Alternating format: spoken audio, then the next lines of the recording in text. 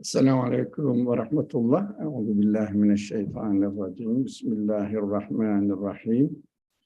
رب اشرح لي صدري ويسر لي أمري واحلل عقدة من لساني يفقهوا قولي واجعل لي وزيرا من أهلي هارون أخي اشدد به أزري وأشركه في أمري كي نسبحك كثيرا ونذكرك كثيرا إنك كنت بنا بصيرا. وصل اللهم على محمد وعلى آله وأصحابه وأتباعه وسلم. ربنا اغفر لنا وارحمنا وأنت خير الراحمين آمين والحمد لله رب العالمين. Assalamu alaikum wa rahmatullah. Welcome everyone.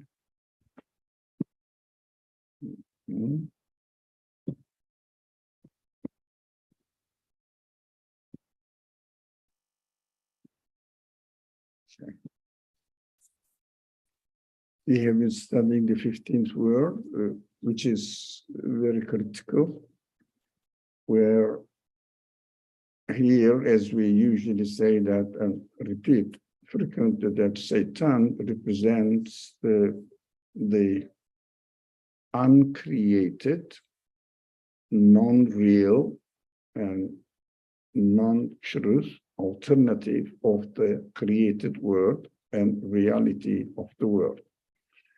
So we have it as a representative in our own being. And here the argument is going on between Satan's whispering, it means alternative ideas come to human mind, and what the answers should be. So about the Quran, which is very important, because when you read the first time the Quran, you say this, some people say, maybe you don't, most of the people say, non-Muslims or even the Muslims don't know exactly why we call it as the word of God, as apart from claiming that the Prophet Muhammad has received the message,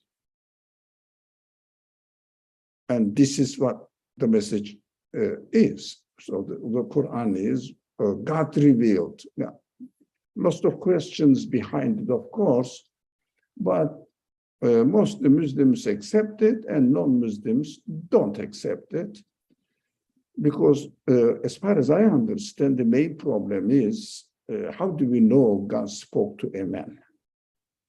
And the text says something claiming that I'm the creator of the universe, therefore the creator of the human beings, so I'm speaking to human beings to give guidance to them, explaining them what is the reality of creation, what is the reality of human beings, how the creations can come into existence, and why such a enormous university with lots of mysterious creation in it, the pieces in it, all of them is extraordinary. So as the creator of the universe, I'm explaining why I did such a thing, and also why and how and why I created human beings. Of course, with the authority of the creator, being a creator, the creator says, I'm going to explain to you by revealing my message to a person. So you will receive it from him, through him. Of course, most of questions are raised, especially nowadays, by those people who really use their reason. Of course, these questions are human questions, because human beings have two alternatives always, and we should not say that, no, you shouldn't think about the negative. I mean, negative is according to you, but according to me, to accept a man received the message from God, from the creator, is something baseless. looks like it. Why? Well, I'm a human being. I don't really receive such a thing. So why am I? So we see that these arguments are going on. Now, our subject, we cannot cover everything today, but our subject is, we have been studying in this section of the book we are studying, which is called The Word.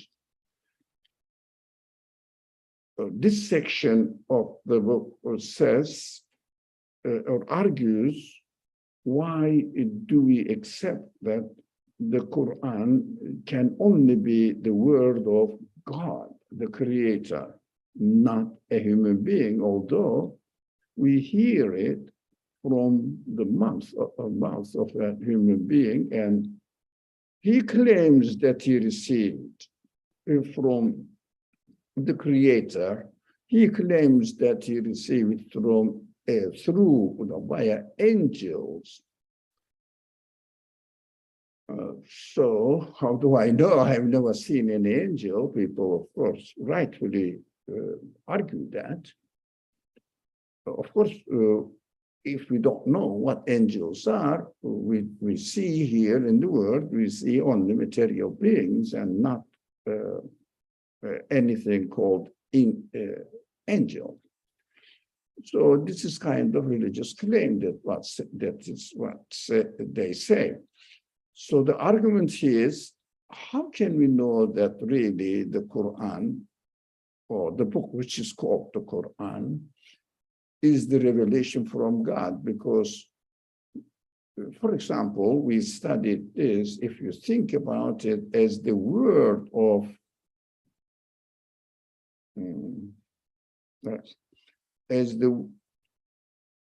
word of man. So think about it. It could be, why not, a word of man? Right, we discussed this a lot, and then he said, okay, because the counter-argument, they are all recorded weeks ago. Counter-argument was presented by the author, and then is the representative of this negative thought, alternative thought, Satan, which is the language of the Quran again. The name is not important. We have to know what it represents. So it represents the negation side of the claim of the Quran. So it's second there, in the second step, Satan said, okay, why not a man, because it cannot be a man's word, that was argued. And then second stage of the argument was, why not to think that it may be God's word, it may be a man's word. And also this is discussed, and counter argument was brought, and it was again replied back by the author, giving the reasoning. Also, it is recorded in the previous discussions. So now we are in the third stage of the argument. Let's start reading it if you don't have any other questions. So, thirdly, if you have, please, anytime you can raise your voice or unmute yourself or write in the chat box. So we are here, open discussion. It's the public discussion, open, publicly, really announced on YouTube as well. Thirdly, also, if the Quran is imagined to be man's word in the argument of the author is going on, it necessitates that the hidden reality of a criterion of truth and falsehood, which is miraculous in its exposition, and through the testimony of its fruits, results, and effects. let me continue, is gilded with the most spiritual and life-giving, the most truthful and happiness-bringing. The word sentence goes on until the end of the paragraph. Let's stop here. So we have to understand also at this stage, as the author answers back to these suspicious questions, it says, look at the fruits, results, and effects that it brings really truthful and happiness-bringing effect to human beings. What does it mean, really? Well, for example, a man may say, look, I read it and I didn't feel any happiness. Or I didn't feel that it is really satisfactory for me. So especially looking at the words and which are very frightening. If you don't believe, as God speaks, as God says, I'm going to punish you, so severe punishment that it is unimaginable for you. We say, okay, I don't believe in God and something doesn't happen to me. That is how most of the people are not aware of the Quran, and also some of them consciously reject the Quran as to be the word of God. They don't feel any pain.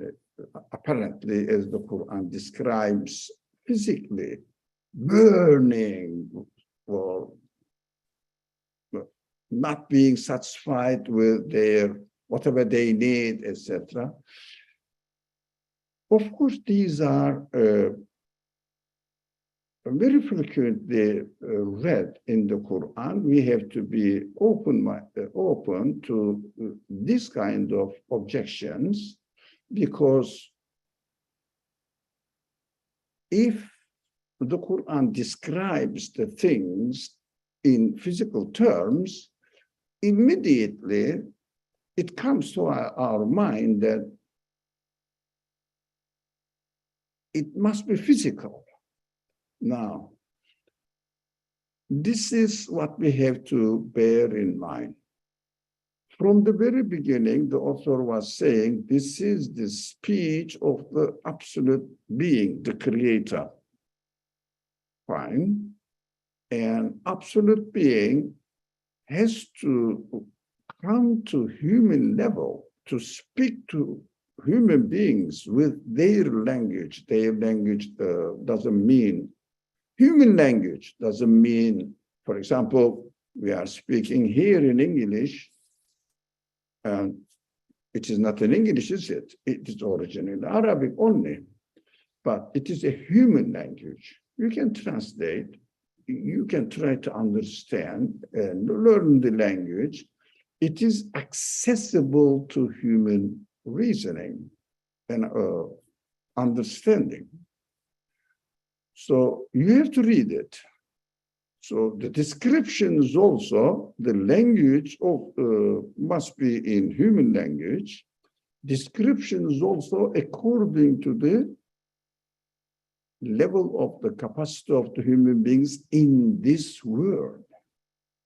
So Quran should give the examples of it as experienced by human beings in physical terms.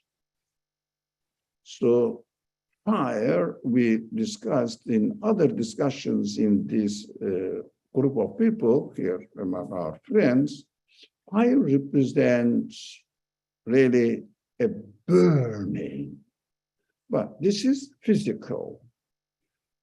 Now, in this world, if someone doesn't believe in the Quran, nothing is burning in his body or in his property either. But Quran addresses to human feelings. And in this world, we need to experience it in our feelings. But this abstract notion, people may not be aware of their feelings because, let me think about an example, good example. If I have not experienced, if it comes to your mind, a good example, please help me. If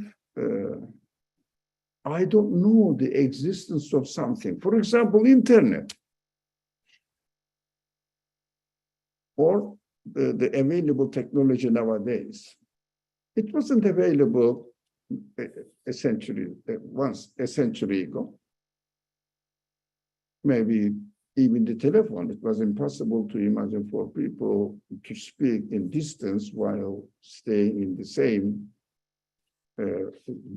not being in the same geography, miles away, but they communicate with telephone. Now the technology developed, and now we are in the internet age, and internet now makes it available to have this discussion with us.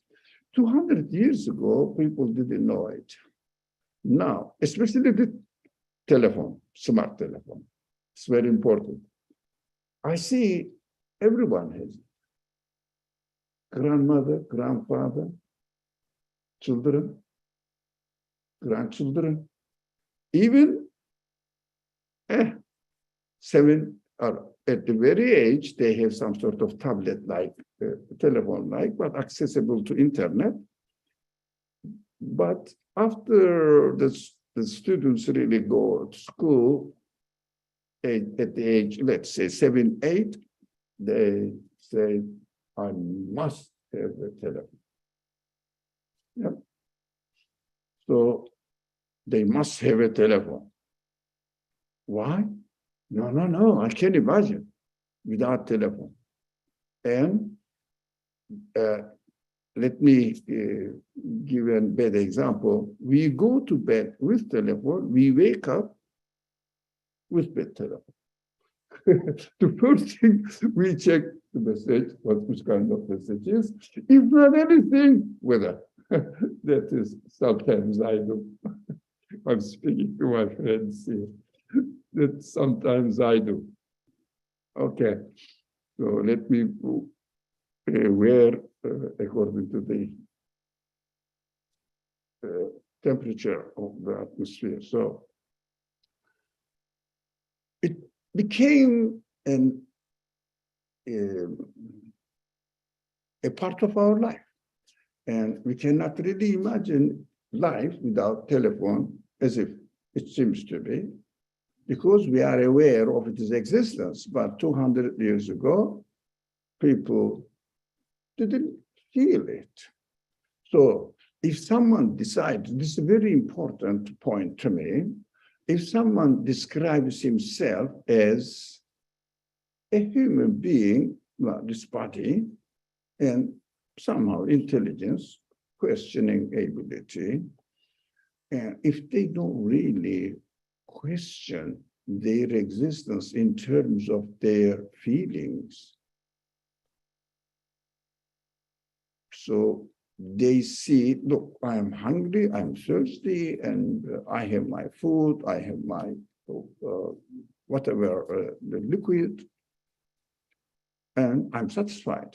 And what else I need? I need this, I need that. In terms of this worldly life, everything is explained in terms of, or described in terms of worldly life, so that we see the pain in terms of physical, because these are all physical beings.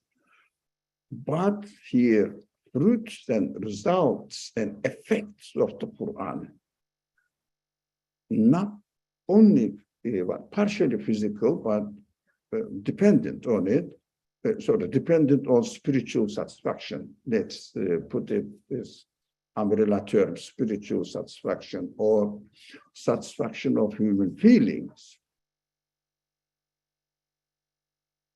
Quran reminds people that I speak to you what you cannot get the answer from this apparent appearance of the universe. As you communicate with the universe through your simple bodily existence definition of human beings. Like, I mean, the famous expressions you all know that speaking animal, what else? Well, there was a very famous expression again. Sorry? No, they call it economic animal. Animal, economy. Now, thinks about his benefits and really concerned with this material side of the world to obtain it. But the Quran says, no, you are not. Yes, I created you with the ability to speak. I created you with the ability to reason. But the reason for what? Reason, you can use your reasoning, intellect, to understand what is going on in this world. And for example, how to make the machine, how to grow some vegetables and learn it, and how to do your worldly affairs. And you learn it from the way the universe has been created, which is called the order of the universe. Fine. So that is my preparation for you to satisfy your this worldly life side. But I'm going to provide you with the news, with the information, what your spiritual side needs it, your feelings need it. So, for example, when somebody is satisfied with something materially, his spirit suffers a lot. His feelings suffers a lot. Why? A body is happy. Yeah, I admit that. But body suffers, the spirit, the feelings suffers a lot. Not only one kind of thing, all kinds of feelings suffer a lot. So we have to understand the human reality that we have, requires that we have to admit we need the satisfaction for our feelings, which require, first of all, it is very essential every time we repeat this in this discussion, because this is the most neglected side of human beings. And also, if someone neglects this side, he cannot understand the speech of the Creator, because he will say, he's just threatening me. It is just threatening me. And if I believe in him, yeah, he is really promising me great things beyond imagination. So where is it? I mean, here, believers are as miserable as other people, maybe more. So nowadays, there was a time they were great, but nowadays, yes, the Muslim world especially, after the colonization, they were beaten up so much that they cannot really straighten themselves anymore. Anyways, that is the political side of the matter. So they are more miserable than other people. So where is happiness? Of course, the definition of human being is the key point. How do we define human beings? Of course, the materialistic, secular understanding of existence defines human being. Now, bodily existing, of course, there is reasoning, but this is the function of some sort of organs, maybe brain, maybe something else, but something to do with human beings. They are just a function of something. Like the machine is here, and for example, the telephone is here, and the function of telephone is to communicate with people or use internet and benefit from the information available in the internet or through internet. That's the function of it, as if human beings only the machine itself. But human feelings, it is, would you like to be happy, and would you like to be eternally happy without any limitations? You say, yeah, it is just wishful thinking. Why? I don't see it. I live, depending on how old the people can, which age they reached, and at the end I die. What are you talking about? And finish. That's what I am, because the body dysfunctions, or at this point, but it doesn't function anymore. But while I am alive here, I am given lots of expectations that if only. So we always give this example that human beings spiritually never get satisfaction in this world. It means emotions. Where is perfection? Where is eternity? No, there is no such thing. So we have to admit our reality, as they claim, materialistic world. They claim. Materialistic means really not the matter is important. Of course, the matter is important as it is created. If it wasn't important, it wouldn't have been created. So that matter is important. By why? As far as my human side is concerned, why does this world exist? How does this world came in? How did this world come into existence? And how it is coming still, continuously changing.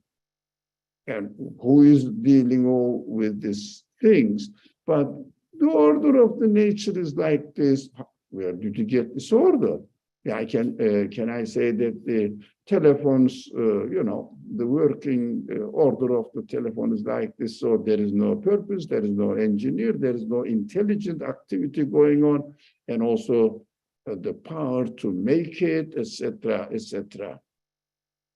Oh, there must be a maker. Why? The nature itself is made.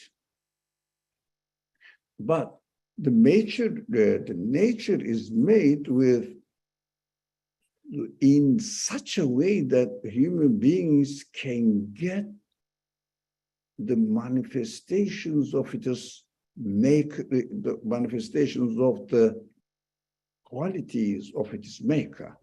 Like, of course, here I am, the telephone is next to me like everybody else, but it doesn't justify as far as it is created for me, I use it. So there's no harm in using it, depending on for what purpose I am using or with which kind of consciousness I am having while I'm using it is my problem. But here it is, I am using the machine. It never comes to my mind. I was having an interesting discussion with some of our friends. Let me turn to my friends like this. So I said, everybody lives in a house. Yeah, we are in a house now. You have been using it? Maybe, as far as I know, you just got this house recently, but let's assume that somebody is living in a house for 20 years. Ask yourself, did ever come to your mind the builder of this house? And while you are using the architect of this house and saying that, for example, opening the door, it functions perfectly. So what a great man who made it. And really, if I knew him, nowadays we don't know who made the house, but I would go and say, thank you, I'm very happy with what we have done. And the group of people, only one of them said, very intelligent man, when we have trouble with the house, it comes to our mind that what a bad architect that he was or she was. Otherwise, while I'm using it, yeah, my house is nice. Are you happy with you? Very much, yes. It doesn't come to our mind. You can ask. Did the engineer, the architect and the builders come to your mind? And did you feel that I have to go and thank them? Look, everything is comfortably working. Isn't that true? So it doesn't come to our mind. But the mission of the architect of the house is, look, man, you are a human being, intelligent human being. You have many feelings. So when you use it, you have to remember it needs to be prepared and made by an intelligent being, or not only intelligent, but also by people who have the power, even the machine, by people who are intelligent, have the power to make the machine. Does this come to our mind exactly the same as we have been using the universe? It does not occur to us to come. But when we are ill, when we are reminded that we are going to die, when we are reminded that we are responsible for this house, I'm sure you have paid for this house a lot of money, so that you have been working for, I know, for years and years. And now you work for your house, for maybe in some countries, some people not very well educated and not very qualified people, professional people, businessmen, etc. They work, they cannot have even a house in this world, whole life. Isn't that possible? Yeah, in many places. Yes, some people just work to fill their stomach. So, what? Our existence, our hands, nose, brain, and eyes, heart, lung, that is physical side. Our feelings, our emotions, our consciousness, our ability to speak. How come they exist? What is the source of their existence? It doesn't come to our mind. We say, oh, look, it's beautiful, by the way, where I am now. So, look, everything is beautifully created. Let me show you. It's a beautiful creation around me. And I'm sure not only the owner of this house, in this quarter, in this neighborhood, everybody is happy with the beauty of the creation, enjoyable. How much did you pay for it? What did you do for it? Nothing. Free. If something is given freely, we don't appreciate it. We don't appreciate the air, although we totally depend on air, atmosphere, every second. If someone says, okay, no atmosphere for you, 3 minutes, you die. You lost your life. No one can. But how much we appreciate this and how much we question. Who prepared it for me? And the one who gave me existence is very well aware that I am created with lungs and I am created within a body mechanisms function the way the weather functions needs air. And the proportion of the elements in air must be in such a way that exactly satisfies my need. We don't ask. For example, nowadays we pay for water, but in fact, water is just freely cleaned and recirculated and sent us again and again. So distributed, yeah, we say, oh, it is cloudy today, or it is going to be even more cloudy this afternoon. We don't even think that. Who is bringing this cloud? Traveling them, transferring them. What are they doing? Well, they are the transporters, transportation vehicles of water. How do they come there? Why don't just get dissolved? Although it is everything perfectly arranged. We don't question. So if we don't question all this, what happens? We don't see the value of it. We just say that, I have some trees in front of my house and, it's very pleasant. I look at the trees through the window and it may be cold outside or very hot outside, but I'm comfortable in my house. We just take it in material sense, although all these things are the speech of the Creator to human beings, reminding us, oh, people, use your intelligence, and you have the ability to ask the questions. Why don't you use your intelligence in questioning the purpose of this kind of perfect existence? And strangely enough, what we communicate immediately, the material side of the universe. It means it is a concrete form of it. We don't think the meaning in it, manifested, qualities in it. Yeah, we say this is cloud, but we don't see which kind of arrangement it is, which kind of order it needs to be consistent with the rest of the universe and purposefully measured, arranged, and created, and presented to us at our service. So the problem is to understand, in understanding the Quran's purpose and Quran's nature lies here.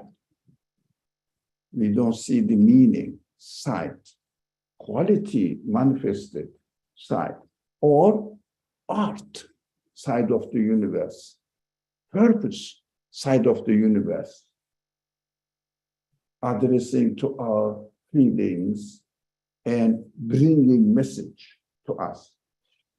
That is my very frequently claim.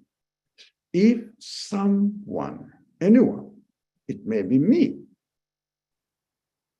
does not appreciate the creation, cannot appreciate his feelings, the value of his feelings, which never gets satisfied in this world. If someone does not appreciate the value of his or her human feelings, he will never, ever benefit from the speech of the Creator, because speech of the Creator is directly the speech of the Creator directly addresses human feelings, starting from human intelligence. So go to the beginning, come to the end. Very frequent, a very useful summary for me. If someone doesn't appreciate the creation of this beautiful fall, which on the way, it was amazing. One color, the different shades of color makes a beautiful appearance. So this is the best time to go and appreciate the creation and the beautiful side of the creation, and also meaningful side of the creation. Why in the spring they start sprouting, leaves are coming up, and what is the point in arranging in this way? And in fall, they start falling, and then in winter, they are dead. Who's arranging this seasonal change? So gradually, someone told me that I am going somewhere in the upper part of upper New York, and she said, this is the best news. Why? Because next week,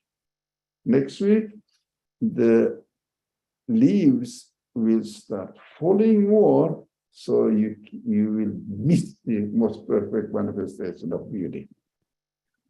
So really, I appreciated her advice. This week was the best because I see that leaves are falling. What does it mean? There's a message. Artist of the universe is manifesting his quality of art from, the more you study the universe, the more you realize which kind of qualities it has. So that is what we have to benefit from the universe, and therefore try to understand the message of the Quran or all revelations in reality. God's speech to his prophets. Prophets must be, it is my definition, the Muslims describe or define the prophets as God chose them, and we don't know why. It is as an arbitrary choice. I don't think the creator, that is my claim. If you want to challenge, please go ahead. I want to really hear your criticism of my view. If the creator of the universe has given this ability to be thirsty, to be hungry, only these people appreciate the food or liquid. If someone thinks, for example, for a result of normally human beings feel hungry, but if there is a certain illness, doesn't feel hungry, if you give him or her, doesn't appreciate at all. He said, no, thank you. That's it, no. Why? He doesn't feel hungry. So to me, the revelation, the explanation of the answers to human questions, because Quran is a speech of God, in fact, by definition, must be the answers to human questions that human beings cannot really find by looking at this apparent side of the existence. Like me, for example, looking at me, what you see, my body. You don't see my intelligence, you don't see my feelings. If I have any intelligence, by the way, that is a question mark there. By definition, it must, I must, but I may not use it, and it might have died by now. So if you don't use it, it goes away. This not goes away, but becomes dysfunctioning. So my problem is this, in fact. But the fundamental problem is this. The more you have questions, the better you appreciate the answer. For example, I am looking for a place, but I think I know it. I think I know it. I don't feel the need. If someone says, turn right from this street, well, I mean, who is this guy? None of my business. Do you understand? So I don't pay attention to it. If someone says, talks about something which I don't need it, I think I don't need it. I don't feel the need. If I don't have any question, if there is an answer, I don't appreciate it because what I'm talking about. That is how the Quran looks at first glance. If you don't have the questions, what's going on? How come that the matter develops intelligence, consciousness? Oh man, matter, here is matter. And develops by itself and accidentally chaotic natural conditions, human beings, life, human feelings, the power of sight, power of reasoning, power of loving or other human feelings, fear came out of the accidental imperfection, accidental perfection. Now, oxymoron, the word is accidental perfect order came into existence. That's what they claim, because if you say, no, there is no God. God is the business of religions, and we are not religious people, we are scientists or we are philosophers. No, we don't really receive any, we don't need the message of the prophets. Who are they? They look at the prophets. They are totally, and a few exceptions. I think, I know one of them. The people said, we were expecting you to be the leader of our community. And Atik Salih. And you came up with this camel business. So, and they say they leave all this, not completely leave, but the most important is this. Otherwise, most of the prophets, as we see in the narration, of course, are uneducated people. But look at this. The highest education a person receives in this world, maybe somebody, Nobel laureate, but he may not ask this question. Most don't. Not all, but most don't. For example, they found out very, very interesting relationship between the particle, the parts of the particles, subparticles, and their relation. Oh, they are very intelligent. They were very hard. But what is the meaning in this creation? What's the purpose? Why are you? No, why are you searching for it? They search. Why are you searching for it? We may use it, we may utilize it. At the end, we may make machines to sell and make money. That's it. They don't really question why such a wonderful thing should exist, and does really that thing happen to be in the way that it is? They don't question. So they don't deserve the answer. There's no question, right? If someone comes and knocks at your door as a human being, says, look, sir, I am a traveling person here. I lost my wallet, everything. Can you give me a loaf of bread or something? Available, what will you do? You give. Okay, I do as well. Most probably, you are more generous. You will say, look, take this food and take this $100 as well with you and get your home and solve your problem.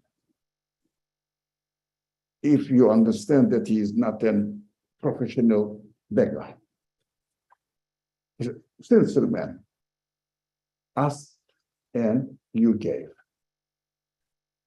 How many people pass by your door? Do you give anything to them? Do you offer them? Well, they don't ask. Well, if someone asks your neighbor, looks at your, do you have a shovel? I need to do something just for one day. You say, okay, yeah, I have, if you have it, of course. So, but if there is no question, there is no answer.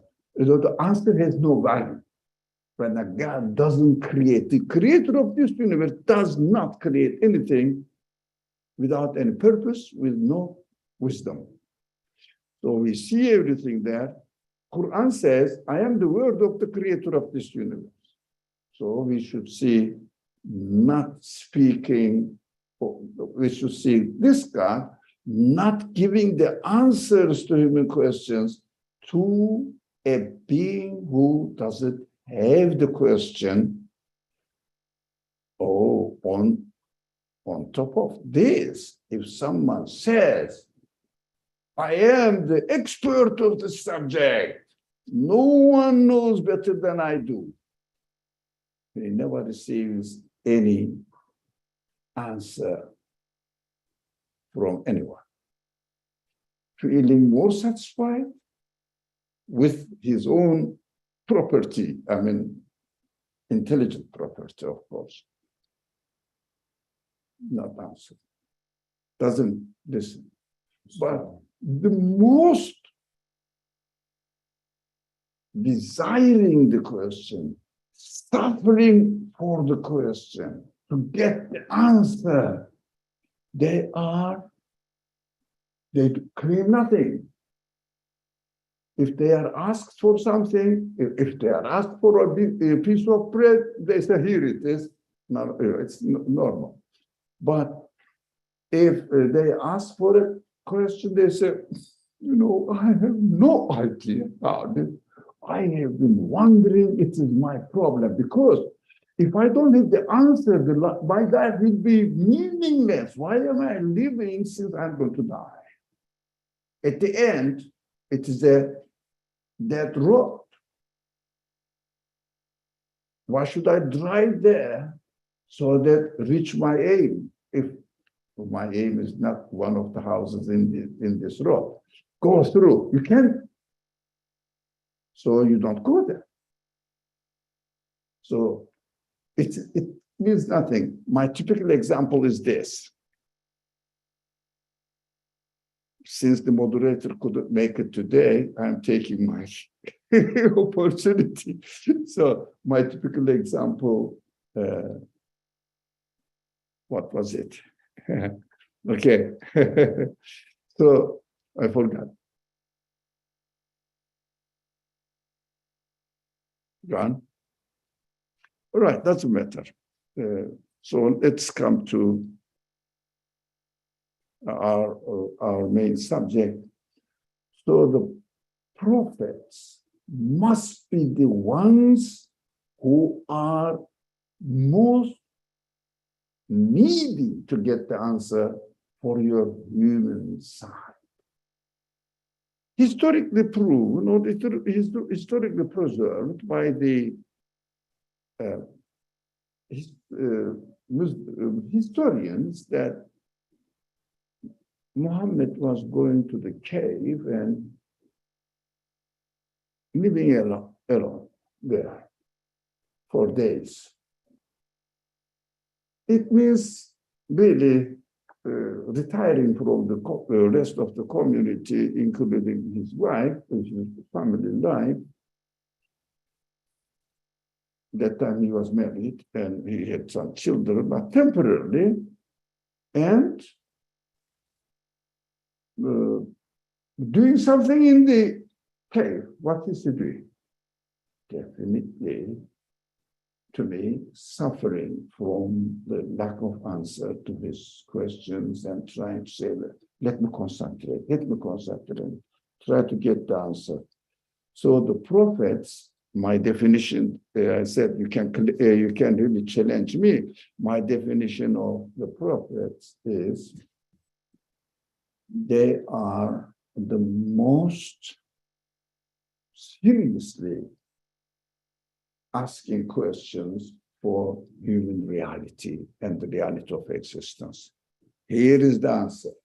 Why am I really wasting your time today before reading and going further? Just because all the problems with the Quran, all the questions raised about the Quran, legitimacy of the Quran, specific parts of the Quran, derives from this problem. Because we don't have the question. We don't get the message.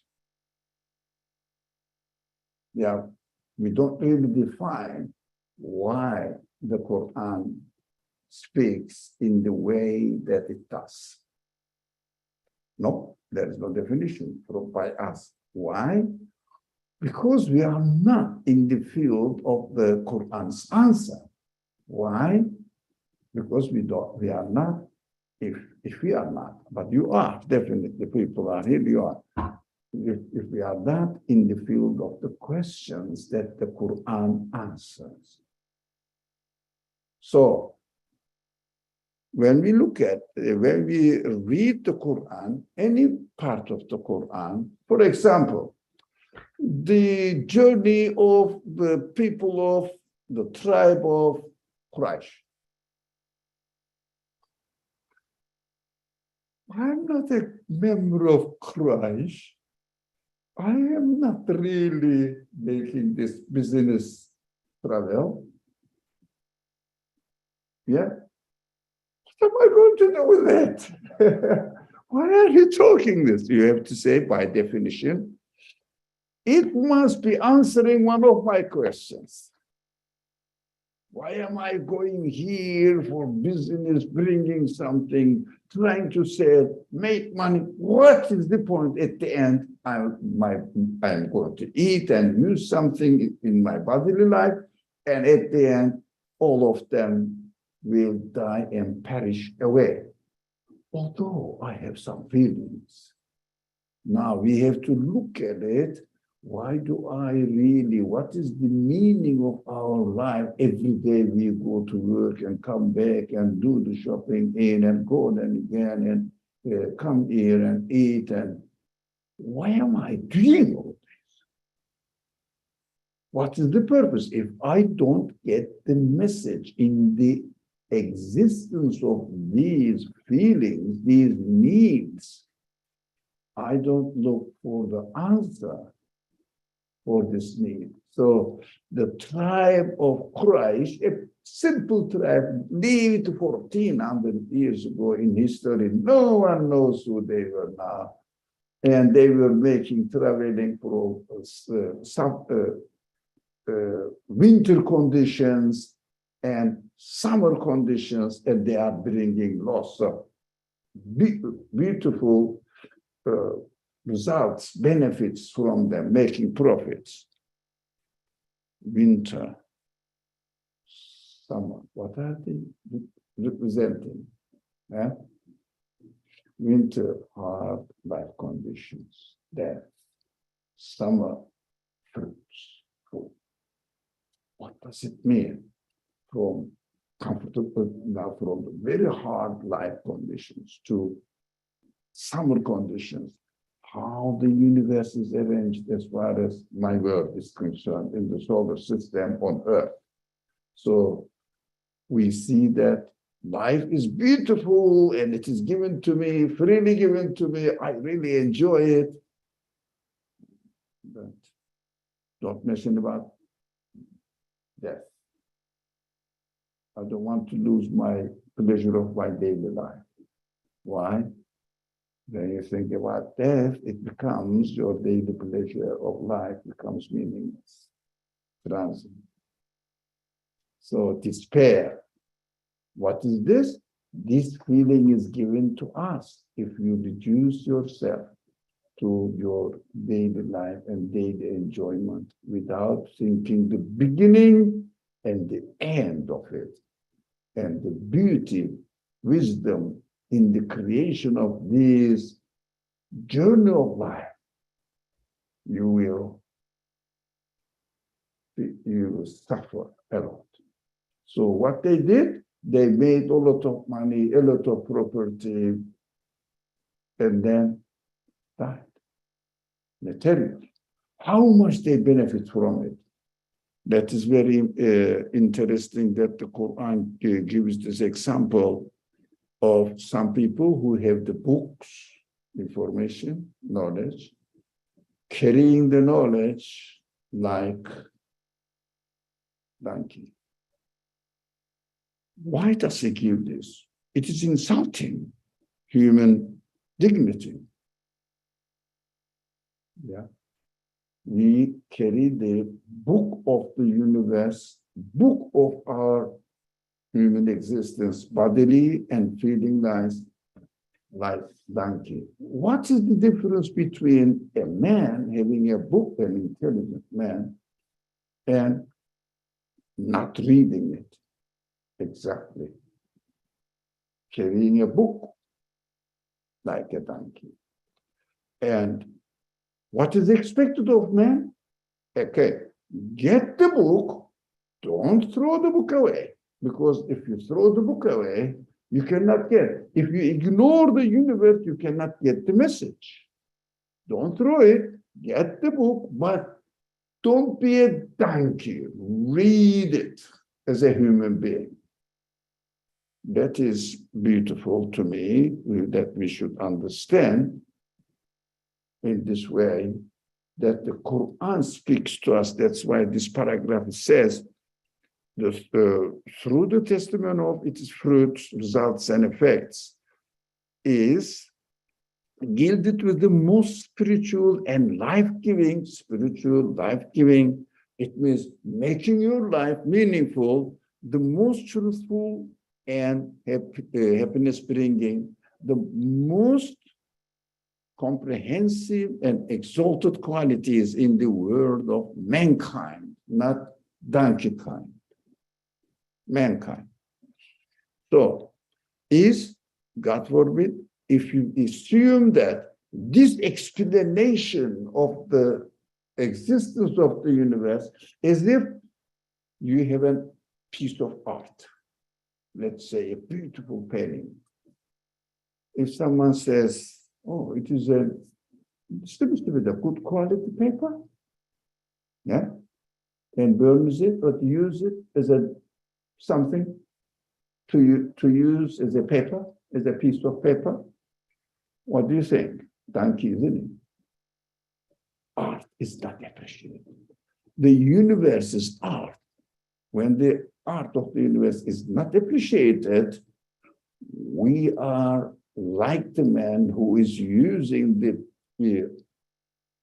piece of art beautifully painted on a piece of paper or a piece of canvas and using it as a, how do you say, wiping up the dust of the stuff.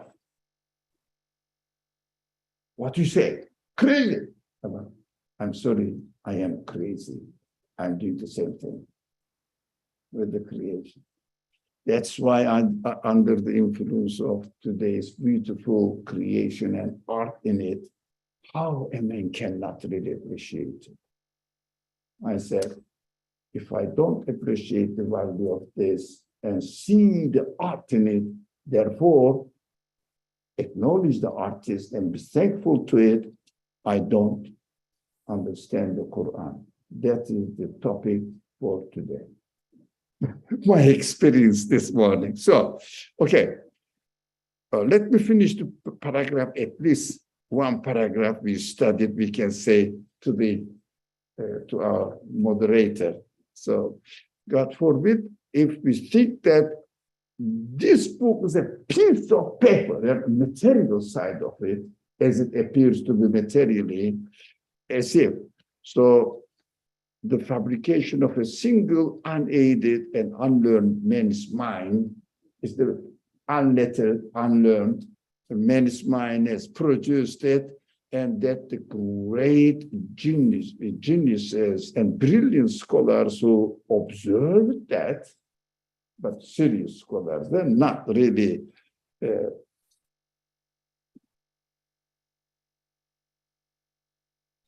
secular scholars, reducing everything to matter only. So, scholars, but brilliant scholars who observed that being closely and studied him. I think studied the Quran, isn't it? It must be it. Studied it meticulously at no time. So any trace, I see, studied what the prophet has received, and meticulously, carefully, what he claimed, which kind of material benefit he got. Did he have palaces afterwards? Or like an ordinary man with no property died? But the property is humanity, human side God is worth paradise. Right. So at no time saw any trace of counterfeit or pretense in him, pretense that he pretended to receive the message from God, and we cannot formulate the Quran anyway, and always found him serious, genuine, and sincere. So why? Whatever he received, he never touched, he never corrected again, 23 years. At the end, the whole collection of his reception of revelation became consistent within itself. If you read it from the perspective that we have been studying, speaking today, if you miss this perspective, you don't understand. This is black and white. As much as we appreciate the creation and the qualities manifested in the creation, and as much as we appreciate the creation of our human side, only that much we appreciate the message of the Quran. That is the precondition. The Quran speaks to those who feel the need.